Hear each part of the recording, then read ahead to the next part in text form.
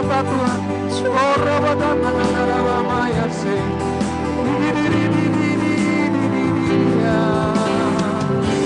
Ya diri amara maya masyambo. Taberana tantiana tase. Diri amara masyamba.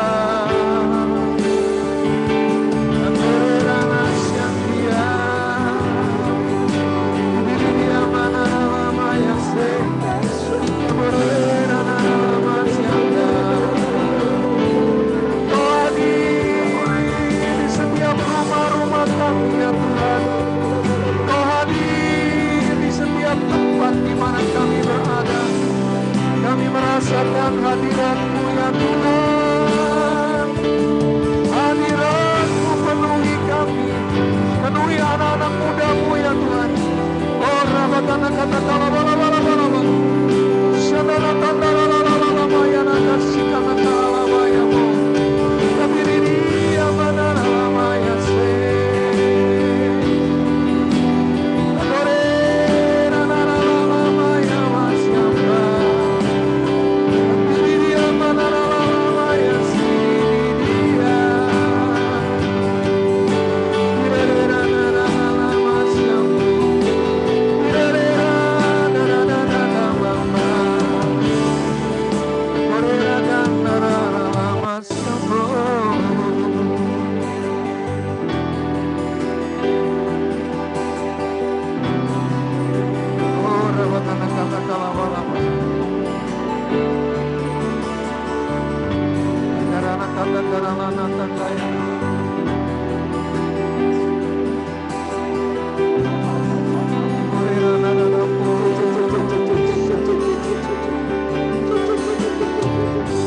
Kasihan-Mu atas anak-anak muda, Uramanakan bawa kami malam ini dalam ibadah kami ya Tuhan. Ubah paradigma kami, ubah hati kami,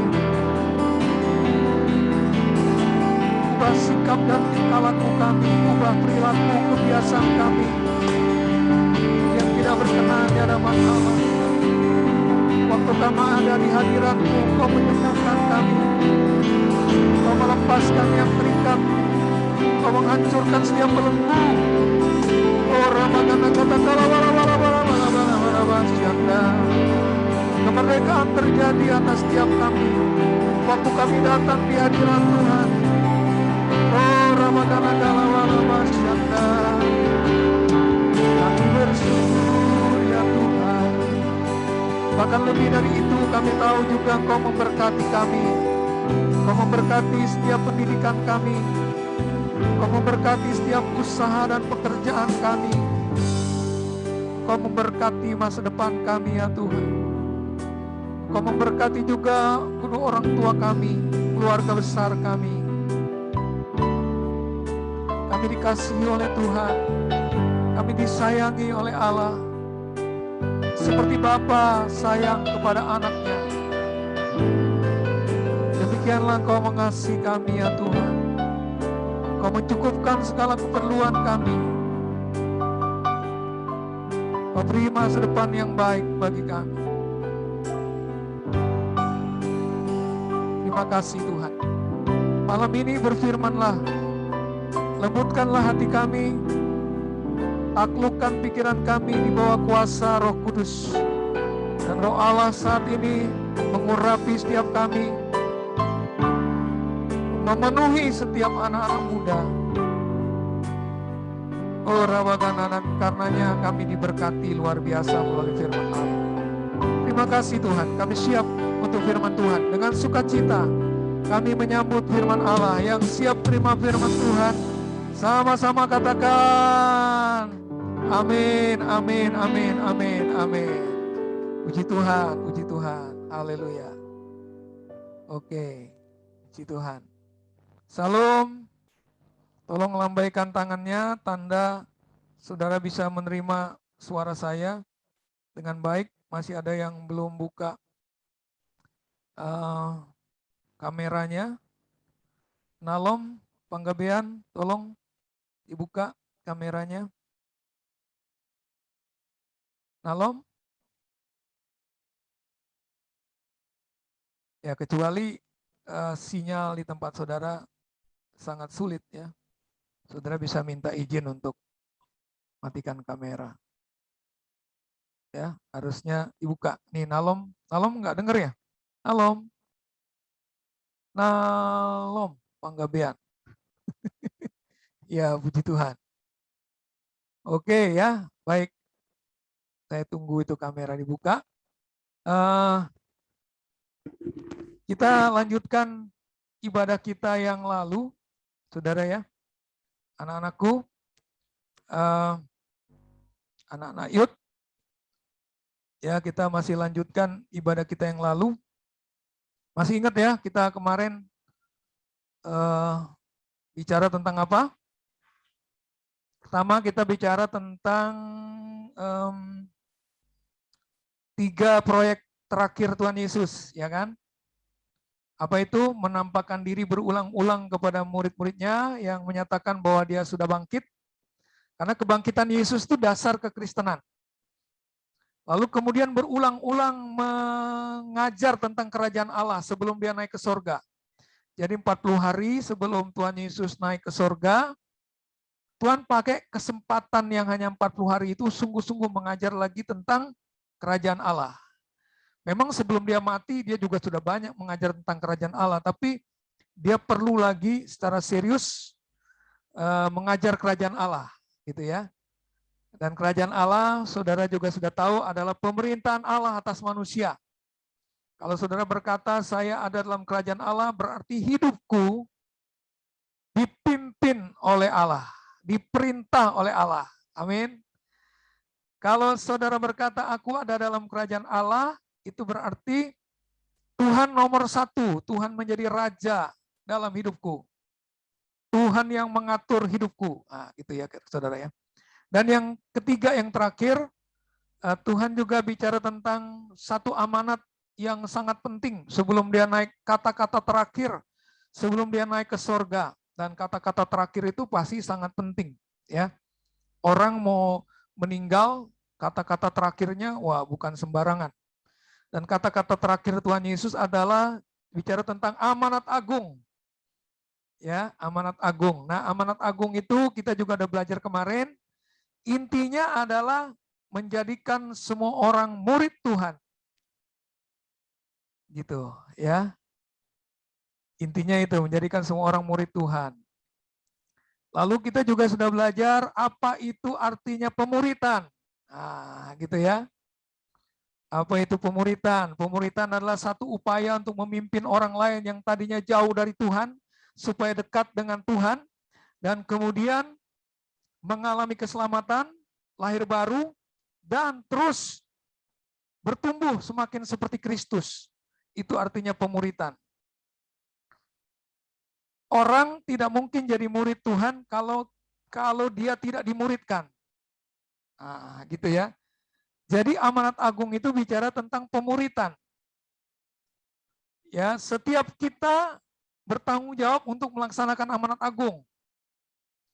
Bisa sebagai murid ya masuk untuk dimuridkan atau untuk dipakai Tuhan memuridkan orang lain. Nah, gitu. Amin, anak-anak muda. Ngerti saudara sampai sini ya? Nah, oke. Baik, kalau begitu kita akan lanjutkan pelajaran malam hari ini. Ya, saya coba munculkan dulu.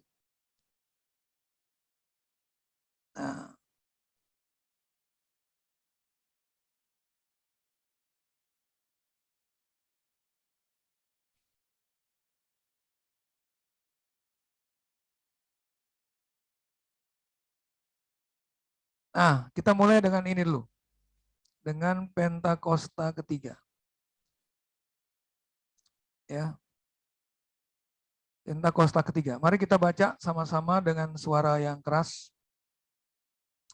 Ya, saya sebutkan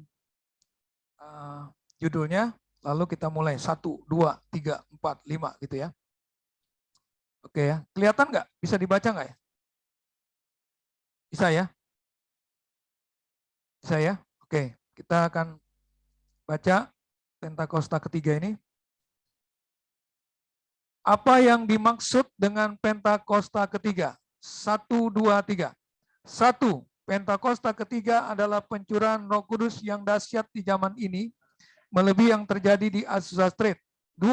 Pentakosta ketiga akan mengakibatkan penuaian jiwa yang terbesar dan yang terakhir sebelum Tuhan Yesus datang kembali. 3. Pentakosta ketiga akan membangkitkan generasi Yeremia, yaitu anak-anak muda yang dipenuhi Roh Kudus, cinta mati-matian kepada Tuhan Yesus, tidak kompromi terhadap dosa, dan akan bergerak untuk memenangkan jiwa. 4. Pentakosta ketiga lahir di Indonesia dan bergerak ke bangsa-bangsa. Gerakan ini dari timur ke barat dan akan kembali ke Yerusalem. 5. Pentakosta ketiga akan berikan kuasa, menuliskan amanat agung, dan setelah itu Tuhan Yesus datang kembali. Oke, haleluya, haleluya. Oke ya, saudara. Ini yang menjadi dasar, Pentakosta 3 ini menjadi dasar ya. Untuk kita bicara tentang nanti saya akan bicara tentang ini, penyelesaian amanat agung. Gitu ya saudara ya. Ya, anak-anakku, jadi malam ini kita bicara tentang penyelesaian amanat agung gitu ya. Kalau kita lihat tadi Pentakosta ketiga, kan seperti itu ya. Nah, sebelum kita lebih jauh, mungkin saya mau tahu dulu gitu ya. Seberapa banyak dari saudara yang sudah mengerti poin-poin dari Pentakosta ketiga, gitu ya. Bahkan juga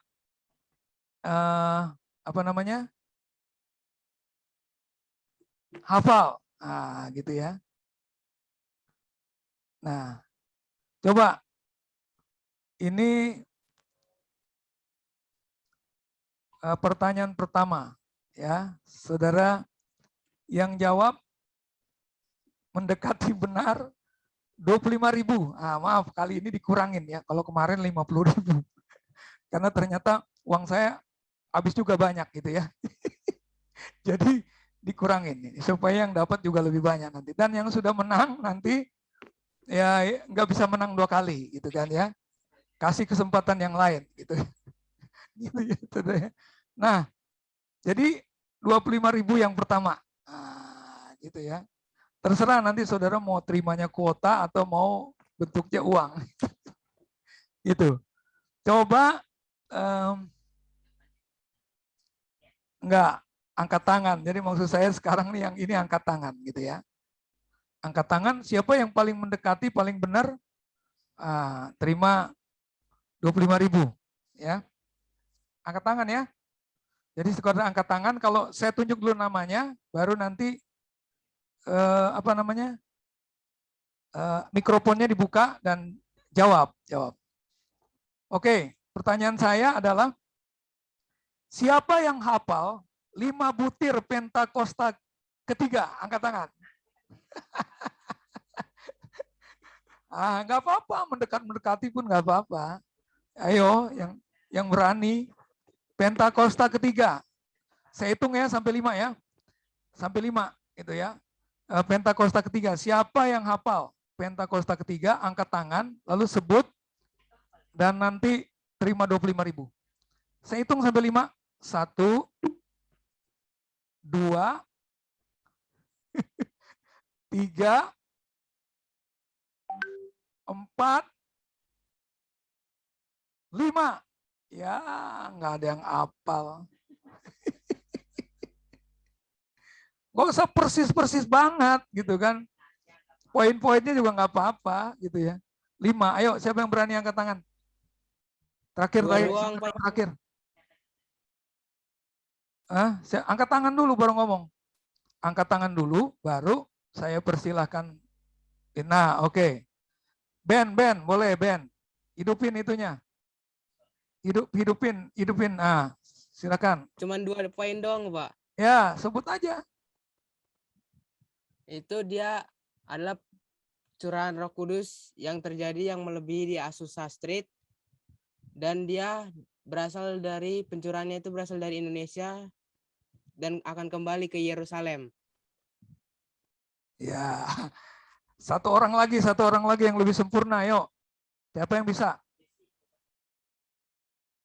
Angkat tangan. Glory. Glory tadi angkat tangan tuh. Glory.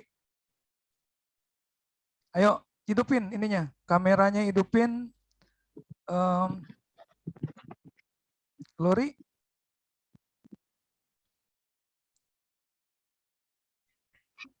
Saya izin off cam sebentar, Pak, karena sinyalnya naik turun.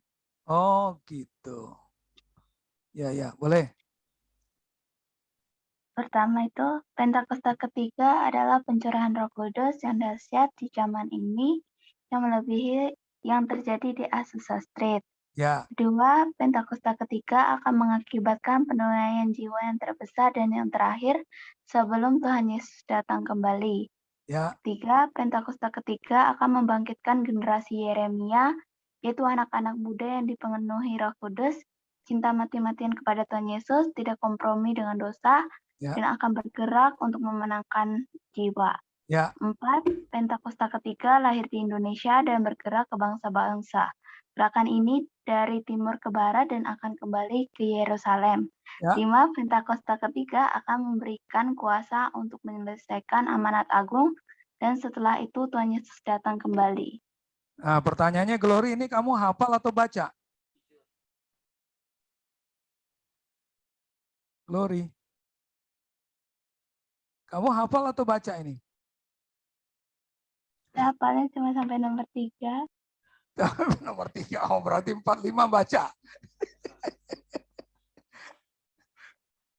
Oke ya. Oke, kalau gitu nggak ada yang menang. Jadi sekarang diganti pertanyaan pengganti. Ini pertanyaan pengganti nih ya. Kembali angkat tangan. Siapa yang paling cepat angkat tangan, hidupin mikrofon. Saya tunjuk namanya, hidupin mikrofon, jawab. Ya. Ini dari khotbah yang kemarin. Pertanyaannya, apa yang dimaksud dengan pemuritan? Angkat tangan. Ya, Ben lagi. Silakan, Ben. Yaitu mengajar dan mendekatkan seseorang yang belum mengenal Tuhan agar dia bisa lebih dekat dan mengenal kepada Tuhan. Oke, yang lain? Yang lain, angkat tangan. Ya, Ria.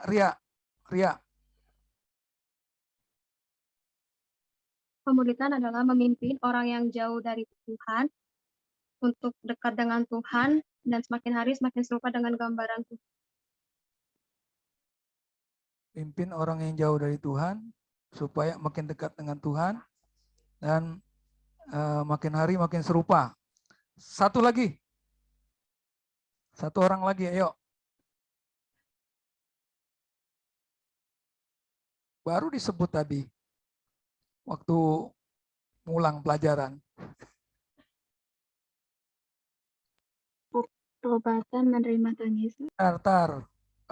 Itu dulu, angkat tangan dulu, baru ditunjuk namanya, baru ngomong. Glory. Ayo, Glory. Glory sinyalnya nggak bagus di sana ya.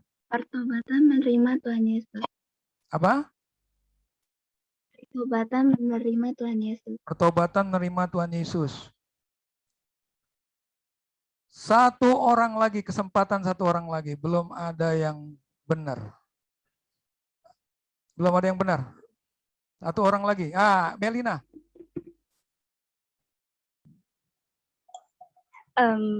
Pemuritan adalah memimpin seseorang yang jauh dari Tuhan, didekatkan kepada Tuhan, hingga bertemu dan menerima Tuhan, dan terus bertumbuh menuju keserupaan dengan Tuhan. Ya, benar. Melina yang menang. Oke, jadi untuk pertanyaan awal nih Melina menang ya. Oke ya, puji Tuhan. Oke, kita masuk ke pelajaran malam hari ini dan nanti di akhir ada kuis Jadi perhatikan pelajarannya supaya saudara bisa jawab kuisnya dan dapat hadiah ya. Yang sudah dapat hadiah tadi siapa Melina, nanti boleh jawab tapi nggak bisa dapat hadiah. Ya boleh menang juga tapi nggak dapat hadiah. Nanti yang berikutnya ya. Oke. Kita perhatikan pengajaran malam hari ini. Nanti di akhir saudara jawab kuis ya. Oleh sebab itu perhatikan baik-baik apa yang diajarkan. Oke, saya mulai dengan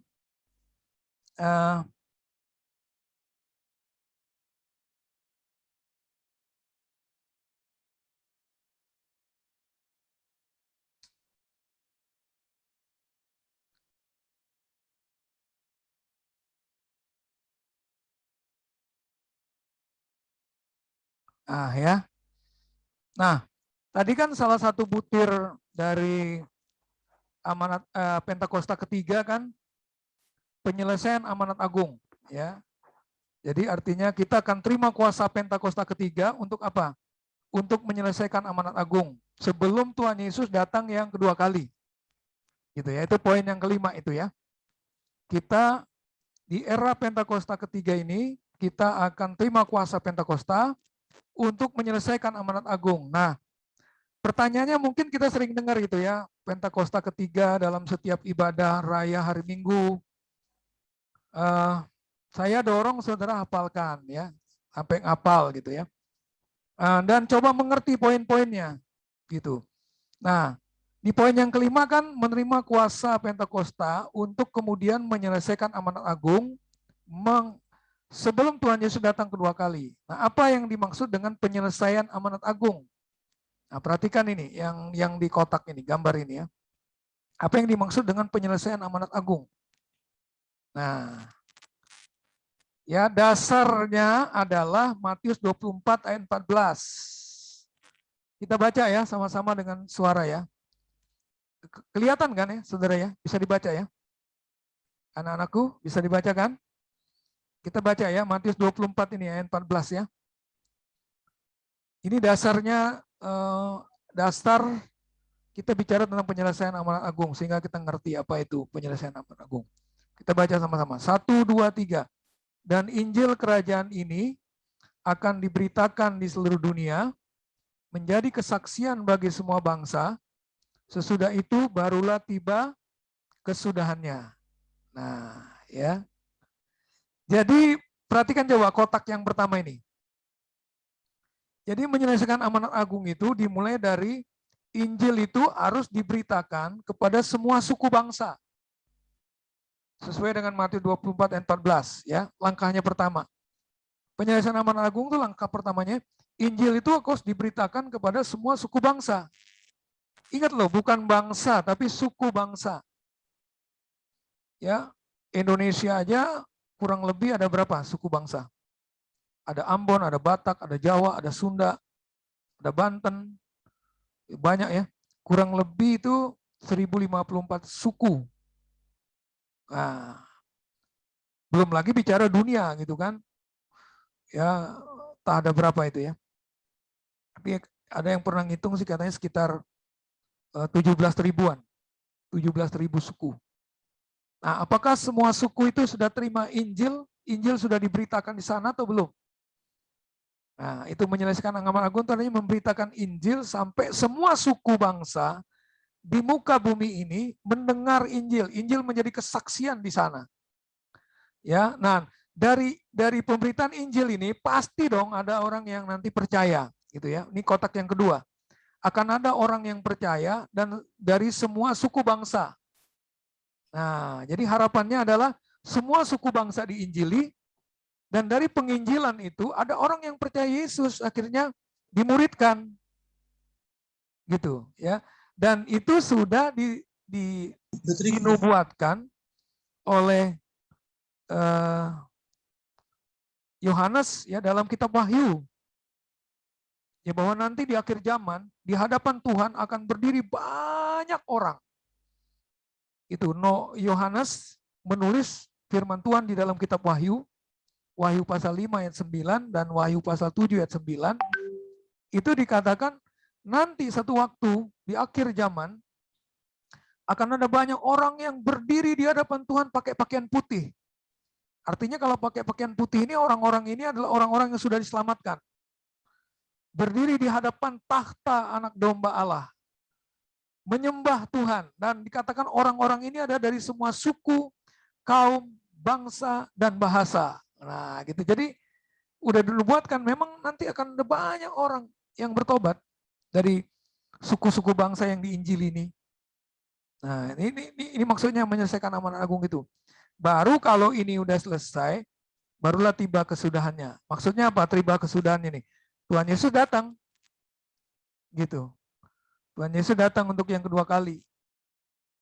Jadi kapan tandanya Tuhan Yesus datang kedua kali? Kalau Injil sudah diberitakan kepada semua suku bangsa. Dan ada orang-orang yang percaya dan menjadi murid dari setiap suku bangsa itu. Makanya itu jumlahnya akan banyak sekali di akhir zaman nanti ya. Gitu, saudara ya. Nah termasuk, saya berharap termasuk saya dan anak-anakku semua, anak-anak youth yang hadir malam hari ini. Ya, termasuk kita semua. Puji Tuhan. Nah ini yang dimaksud dengan penyelesaian amanat agung. Ya jelas ya. Saya ulang lagi, jadi pertama Injil diberitakan kepada semua suku bangsa, lalu ada orang yang percaya dari setiap suku bangsa itu, dan jumlahnya cukup banyak, baru setelah itu Tuhan Yesus datang yang kedua kali. Ini yang dimaksud amanat agung diselesaikan. Jadi amanat agung itu selesai kalau Tuhan Yesus itu datang. Tanda bahwa amanat agung selesai, Tuhan Yesus datang yang kedua kali. Jadi pertanyaan begini, bagaimana kalau caranya kita mempercepat kedatangan Tuhan yang kedua kali? Ya cepat-cepat injili sebanyak mungkin orang. Itu saudara ya. Harus giat memberitakan Injil, memuridkan orang. Gitu maksudnya. Ya. Nah minggu lalu waktu kita bahas khotbah yang lalu, Gembala Pembina kita kasih tahu ada 3 caranya untuk penyelesaian amanat agung itu, ini ya. Masih ingat ya minggu lalu ini? Nah, 3 cara penyelesaian amanat agung. Pertama, melalui gereja rumah atau komunitas sel atau dalam gereja kita disebut KUL. Nah, melalui KUL. Jadi gereja-gereja rumah harus dibikin sangat banyak, KUL-KUL harus didirikan. Tujuannya supaya KUL ini kan tujuannya supaya orang itu dimuridkan. Jangan lupa, amanat agung itu yang kalau saudara dengar kata amanat agung, itu berarti menjadikan orang murid, bukan hanya jadi percaya Yesus atau jadi jemaat atau jadi pengerja atau jadi pendeta, tapi lebih dari itu yang merupakan isi hati Tuhan. Amanat agung itu adalah supaya semua orang jadi murid, muridnya Tuhan Yesus. Gitu ya. Nah, kalau di gereja kita, kalau orang mau jadi murid, dia harus dimuridkan. Nah, di gereja kita itu, gereja rumah atau komunitas selnya namanya KUL. Itu ya. Jangan lupa. Namanya apa? KUL. Nah, gitu ya. Lalu yang kedua, kita masih ingat kan penginjilan dengan doa. Jadi banyak berdoa nih, doa keliling, doa keliling, doa keliling. Itu nih. Ini namanya penginjilan dengan doa ini. Kita banyak berdoa, doa keliling, menara doa, doa pujian penyembahan. Ya terutama memang doa keliling. Kelilingi. Jadi kalau kita misalnya sedang jalan nih, mau ke sekolah nih, ya anak-anakku, anak-anak youth, jalan mau ke sekolah naik mobil. Nah di sepanjang jalan itu doakan itu orang-orang dalam mobil, doakan orang-orang yang berkendaraan, doakan rumah-rumah yang kita lewati, doakan pasar, doakan. Nah itu namanya penginjilan dengan doa. Isi doanya apa? Supaya Tuhan selamatkan orang-orang ini, lepaskan berkat damai sejahtera gitu ya.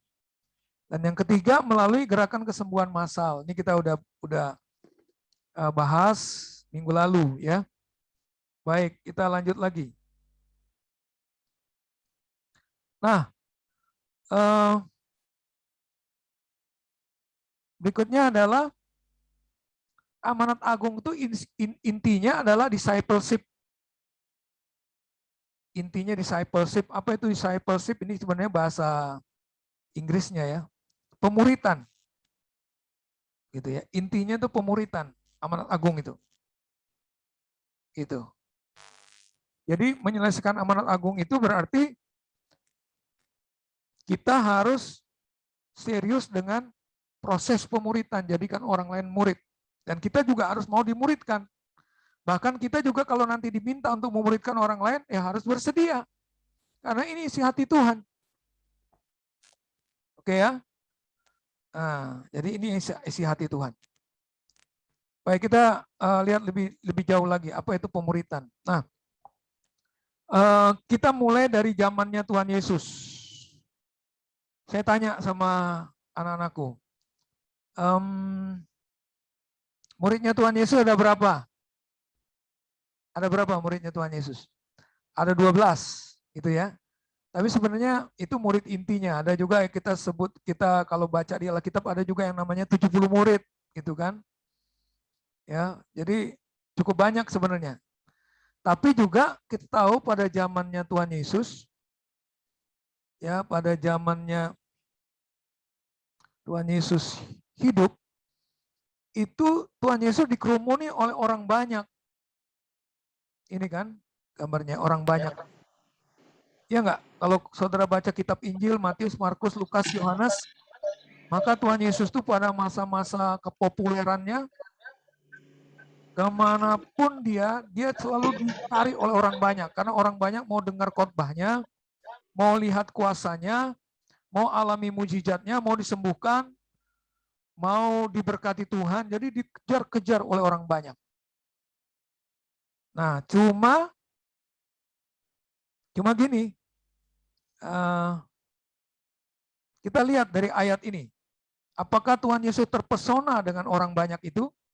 Kalau kita punya fans gitu kan, wah rasanya seneng banget kan, punya orang banyak gitu kan. Nah, jadi kita tuh rasanya, wah kalau punya orang-orang yang menjadi follower banyak gitu kan, kita waduh rasanya seneng kan kita kan. Tapi kalau Tuhan Yesus belum tentu dia tertarik sama orang banyak yang mengeluh-elukan dia, yang memuji-muji dia, ngejar dia kemana-mana. Wah gitu ya, belum tentu Tuhan Yesus senang. Contohnya nih ayat ini saudara. Coba. Ya, ayat ini. Mari kita baca sama-sama nih. Yohanes 2 ayat 23 sampai 24. Dan sementara ia di Yerusalem selama hari raya Paskah, banyak orang percaya. Nah ini kan banyak orang kan, ini orang banyak nih. Orang banyak yang apa ya? Orang banyak yang percaya, gitu kan? Dalam namanya. Karena mereka telah melihat tanda-tanda yang diadakannya. Jadi orang banyak yang ikut ini adalah orang-orang yang percaya sama Tuhan Yesus. Kenapa? Karena mereka sudah lihat mujizat. Gitu kan? Mereka percaya. Tapi coba lihat, apakah Yesus senang dengan orang-orang banyak ini? Nah, ya lanjut ya saudara baca nih. Tetapi Yesus sendiri tidak mempercayakan dirinya kepada mereka. Karena ia mengenal mereka semua. Loh, ternyata Yesus nggak oke dengan orang banyak itu. Buktinya apa? Dia tidak mempercayakan dirinya kepada mereka. Nanti terbukti orang banyak ini, yang pada waktu Yesus ditangkap, terus diadili di depan Pilatus, gitu kan? Diadili di depan Pilatus waktu Yesus ditangkap. Lalu kan disuruh pilih, bebaskan Barabas atau bebaskan Yesus. Orang banyak ini juga kemudian yang berkata salibkan dia, salibkan dia, salibkan dia. Karena orang banyak ini kecewa karena mereka pikir bahwa Yesuslah nanti yang akan menjadi raja mengalahkan kerajaan Romawi. Memang Yesus menjadi raja, raja di atas segala raja. Gitu ya. Bukan seperti yang mereka maksud gitu. Nah, saudara jadi lihat. Ya. Jadi bagi Tuhan jumlah besar itu belum tentu Tuhan suka. Tuhan tidak mempercayakan dirinya kepada orang banyak. Lalu pertanyaannya, Tuhan Yesus mempercayakan dirinya kepada siapa? Kepada murid-muridnya. Itulah sebabnya waktu 40 terakhir sebelum dia naik ke sorga, dia hanya bertemu dengan murid-muridnya. Dia nggak bertemu dengan orang banyak. Saudara baca kitab Matius, Markus, Lukas, Yohanes. Setelah Yesus bangkit dari kematian, dia hanya bertemu dengan murid-muridnya. Karena yang dia percaya itu hanya murid-muridnya, bukan orang banyak itu yang sekedar percaya. Jadi dari zaman Tuhan Yesus dulu udah ada kelompok orang. Ada 2 kelompok orang gitu kan. Orang banyak dan murid. Itu dari zaman Tuhan Yesus ya. Gitu ya. Dan Tuhan Yesus mempercayakan diri kepada siapa? Kepada murid. Nah, gitu. Ya, jadi ini kan. Nah, sama juga sekarang, kalau sekarang kita ngomong gereja lah, gereja. Ya. Di gereja juga ada 2 jenis orang. Ini kan dua-duanya mengaku percaya ini, percaya sama Yesus. Satu adalah yang sekedar menjadi anggota gereja, yaitu kita sebut membership. Tapi satu lagi ada yang memang orang-orang anggota gereja juga, tapi dia ada dalam proses pemuritan, mau dimuridkan. Ini yang kita sebut discipleship. Membership itu seperti orang banyak itu yang percaya Yesus, percaya Yesus, percaya Yesus. Tapi Yesus nggak mempercayakan dirinya kepada orang-orang itu. Bahkan orang-orang itu kemudian juga waktu diuji, ternyata mereka menyangkal Yesus. Kenapa? Karena mereka nggak dimuridkan. Nah, tapi ada sekelompok orang di gereja yang memang mau dimuridkan. Makanya disebut pemuritan, murid, discipleship. Kalau saya tanya kepada anak-anakku, anak-anak muda, saudara pilih yang mana? Mau jadi membership doang? Atau mau jadi discipleship?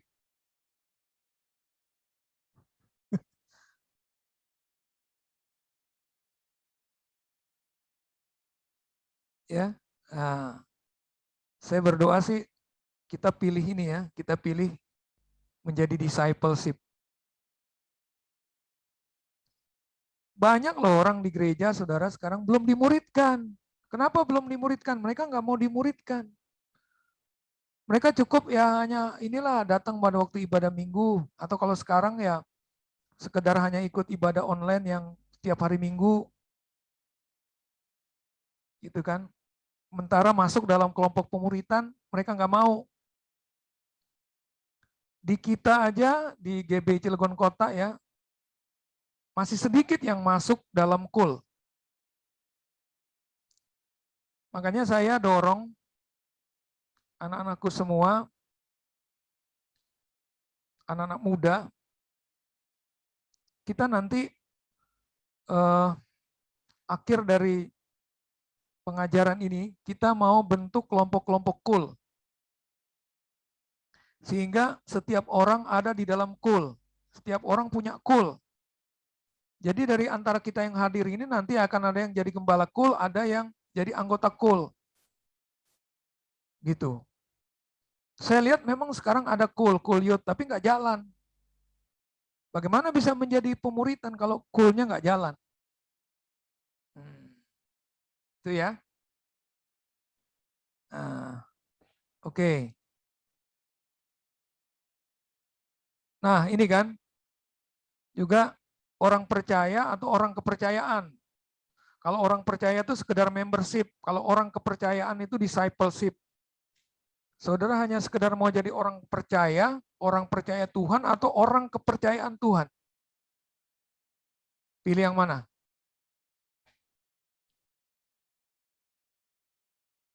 Orang kepercayaan dong. Gitu kan? Nah, oleh sebab itu harus mau dimuridkan. Harus mau bergabung di KUL. Gitu. Ya. Orang membership atau discipleship. Nah. Oke.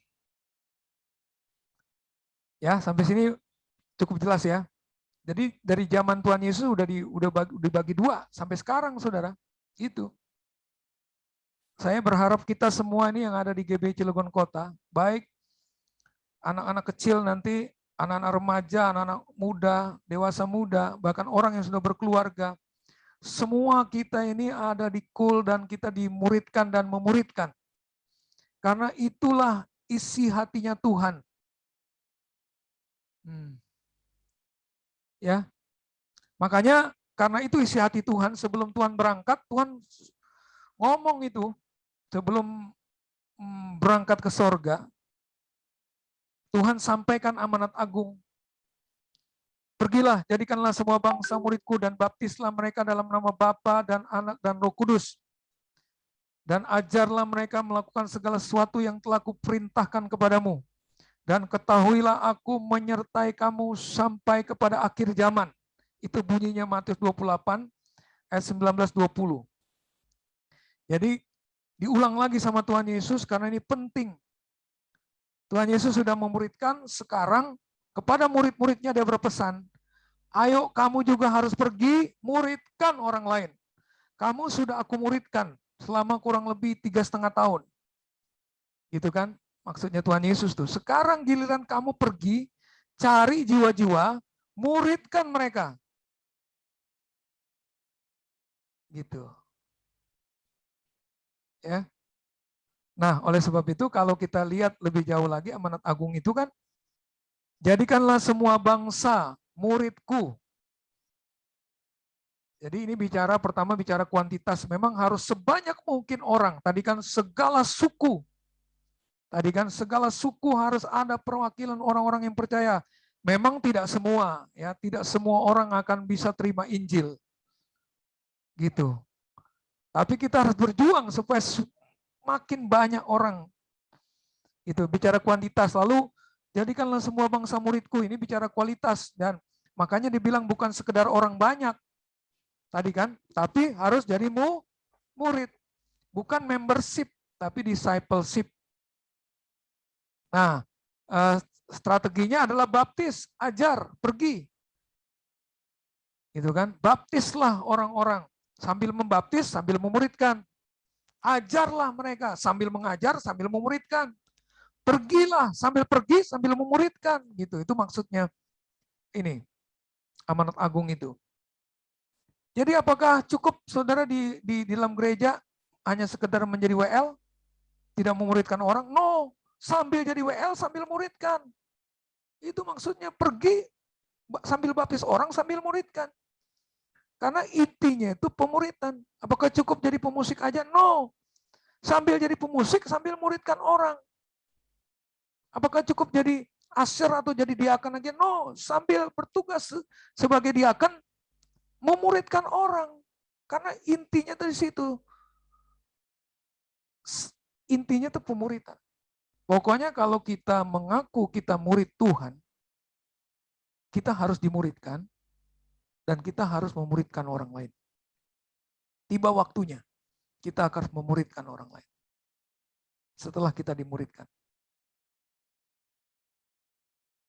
Makanya saya berharap setelah 3 kali nanti khotbah ini, saudara semua masuk di dalam kul, dimuridkan.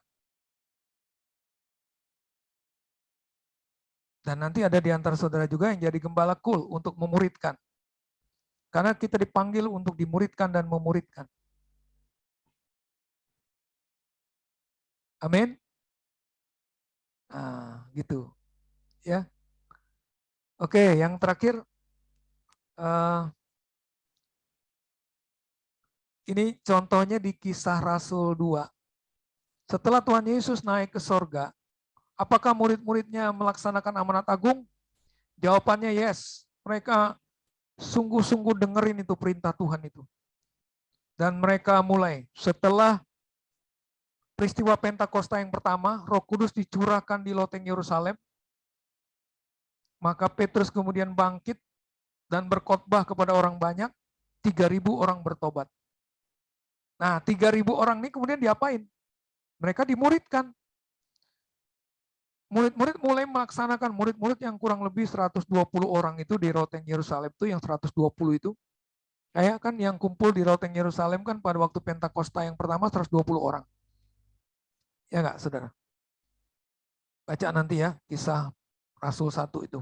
Kisah Rasul 1, Kisah Rasul 2. 120 orang ini Petrus berdiri dan Petrus berkhotbah di depan orang banyak. Dan 3.000 orang bertobat. 3.000 ini kemudian oleh 120 orang ini mulai dilaksanakan amanat agung kepada mereka. Yang pertama mereka diapain? Dibaptis. Kemudian mereka diapain lagi? Diajar sambil dimuridkan. Lalu kemudian mereka diapain lagi? Dimasukin dalam persekutuan-persekutuan kecil. Sambil dimuridkan. Dimasukin dalam kelompok-kelompok kul, kira-kira begitu. Lalu diapain lagi? Mereka juga dimasukin dalam persekutuan besar, ibadah raya. Sambil diapain? Sambil dimuridkan. Lalu juga mereka diajari untuk berdoa. Sambil diapain? Sambil dimuridkan. Dan mereka diajari juga untuk tetap bersatu, unity kan, ini kan. Orang yang menerima perkataannya itu memberi diri dibaptis dan pada hari itu jumlah mereka bertambah kira-kira 3.000 jiwa. Mereka bertepung dalam pengajaran rasul-rasul dan dalam persekutuan. Mereka selalu berkumpul untuk memecah roti dan berdoa, maka ketakutanlah mereka semua, sedang rasul-rasul itu mengadakan banyak mujizat dan tanda. Dan semua orang yang telah menjadi percaya tetap bersatu, tuh kan, mereka disatuin, mereka dibuat unity. Lalu mereka juga diajari untuk saling berbagi. Kepunyaan mereka adalah kepunyaan bersama. Itu ya, saudara. Dan selalu ada dari mereka yang menjual harta miliknya lalu membagi-bagikannya pada semua orang sesuai dengan keperluan masing-masing. Dengan bertekun dengan sehati mereka berkumpul tiap-tiap hari dalam bait Allah. Mereka memecah roti di rumah masing-masing secara bergilir. Jadi gantian tuh tempatnya ya, kelompok-kelompok kecil. Gereja rumah. Itu maksudnya tuh gereja rumah itu kelompok-kelompok kecil atau kelompok sel. Atau kalau di gereja kita namanya kul. Dan mereka bersuka cita bersama-sama, makan bersama. Mereka ada dalam satu komunitas. Nah gitu. Jadi kalau pertanyaannya adalah yang 3.000 orang ini untuk murid-murid yang 120 ini melaksanakan amanat agung sama mereka, apa yang dilakukan? Pertama mereka dibaptis. Kedua, mereka diajar. Ketiga, mereka dimasukin dalam persekutuan, baik persekutuan ibadah raya maupun persekutuan kelompok kecil atau kul, gitu kan? Lalu kemudian mereka diajarin doa, ya kan? Mereka diajarin untuk memberi, saling berbagi, gitu kan? Nah, lalu mereka diajarin juga untuk unity. Nah, inilah namanya pemuritan, gitu. Oke ya? Puji Tuhan, saya kira udah cukup sampai sini. Kita tutup. Tuhan Yesus, terima kasih, kami bersyukur untuk firman Tuhan yang Tuhan ajarkan kepada kami. Terima kasih untuk lawatan Tuhan, terima kasih untuk pencerahan rohani, pengertian pemahaman yang Tuhan taruh dalam hidup kami sehingga kami mengerti apa yang Tuhan sampaikan mengenai amanat agung, mengenai discipleship, membership, juga penyelesaian amanat agung. Kami bersyukur Tuhan. Terima kasih Tuhan Yesus. Kau sangat baik bagi kami. Dalam nama Tuhan Yesus kami berdoa, haleluya. Amin. Kembalikan ke Ibu Gembala. Puji Tuhan, semua diberkati oleh Tuhan. Lambaikan tangannya. Ya, jangan lupa ya, Sabtu depan kita masih ibadah gitu ya. Karena ini sesinya sesi tentang pemuritan ya. Jadi tolong teman-teman kita diajak untuk sama-sama. Jadi minggu depan itu tanggal 18 ya. 18. Nah. Oke ya, itu aja pengumuman. Baik, kita akan akhiri ibadah kita angkat pujian kiranya.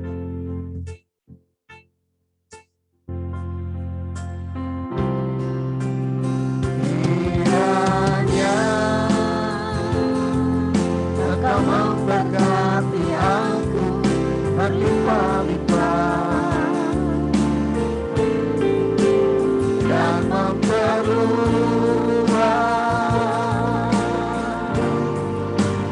gairahku,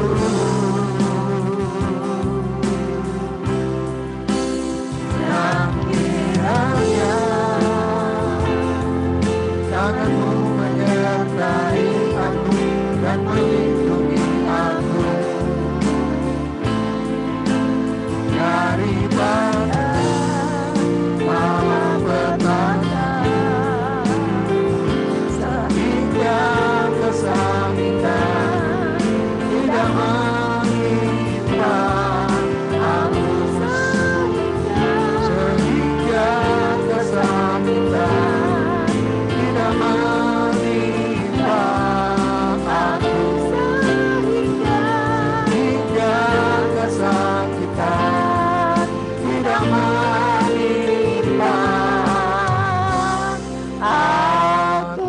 Bapak terima kasih dan bersyukur Tuhan untuk ibadah yud kami malam ini Tuhan. Terima kasih. Terima kasih Bapak, semuanya kami kembalikan hanya untuk hormat kemuliaan bagi nama-Mu. Berkati juga Tuhan semua anak-anak yud malam ini yang sudah hadir. Berkati mereka berlimpah-limpah dalam kuliah mereka. Tuhan berikan kecerdasan, kepintaran, daya tangkap, daya ingat yang luar biasa. Biar Amin, nilai-nilai amin. mereka Yes. terjadi dalam Yes, nama dalam Yesus. nama Yesus. Juga yang masih sekolah Tuhan di SMA, Tuhan di SMP, Tuhan berkati mereka. Yes, dalam Tuhan nama buat Yesus. berhasil, Tuhan buat beruntung Amin, dalam amin, nama amin, Yesus. amin. Terima kasih Tuhan, terima kasih. Terima Kalau kasih, sebentar kami Tuhan. akan berpisah dari Zoom ini, kami akan melakukan kegiatan kami masing-masing. Tuhan yang menyertai kami. Amin. Terima kasih Terima Bapak. kasih, Tolong juga setiap kami, biar kami besok datang dalam beribadah, memuji dan menyembah Engkau di hari Sabat. Bapak terima kasih Tuhan, kami siap menerima berkat yang daripada-Mu. Mari kita angkat kedua tangan kita kepada Allah, arahkan pikiran hati kita kepada Tuhan. Dan terimalah berkat Tuhan, berkat damai sejahtera, kasih karunia, rahmat dan anugerah yang berlimpah-limpah dari Allah Bapa di surga. Cinta kasih dari Tuhan Yesus Kristus, penyertaan pertolongan, bahkan pengurapan yang senantiasa baru dari Allah Roh Kudus ada atas saudara semua mulai saat ini sampai Maranatha. Yesus datang untuk kedua kalinya, bahkan sampai selama-lamanya. Yang percaya dan diberkati Tuhan sama-sama katakan amin, amin, amin, amin. Silakan di unmute, kasih salam dulu baru kita bubar. Puji Tuhan. Ya, salam. Oke, puji Puji Tuhan. Tuhan. Terima Ya, kasih sampai untuk ketemu yang minggu sudah depan. hadir. Terima kasih, Tuhan berkati Sampai ketemu minggu berlimpah-limpah. depan ya. Tetap semangat, Tetap semangat tetap ya. sehat. Selalu semangat Pak. Ya, Amin. tetap semangat. Oke ya. Menghadapi tugas. Ada tugas dengan semangat, betul itu.